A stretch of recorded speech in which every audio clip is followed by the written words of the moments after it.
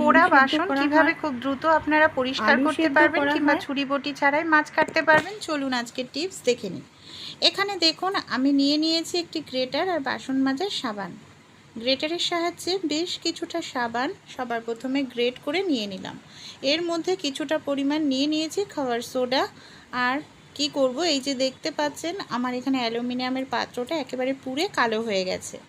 খাবার সোডা আর সাবান মেশানো মিশ্রণটাকে পোড়া বাসনের মধ্যে দিয়ে সামান্য এক ফোঁটা আমি এখানে ভিনেগার দিয়ে দিচ্ছি। এইভাবে কিছু সময় একটু যদি ডলে নেওয়া যায় তাহলেই কিন্তু আমাদের পোড়া বাসনের যে পুড়ে যাওয়া কালো দাগ খুব সহজেই উঠে যাবে। আর এইভাবে আমরা যদি পরিষ্কার করি অনেকটা সময় লাগবে না, আমাদের হাতও কিন্তু ব্যথা করবে না।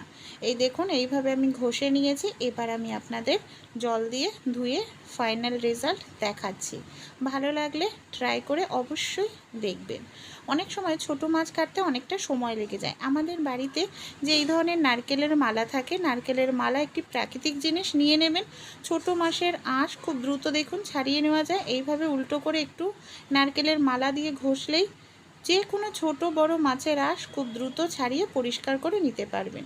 চাইলে এইভাবে নারকেল মালার ওপর ঘষলেও কিন্তু মাছের আঁশ খুব দ্রুত উঠে যায়।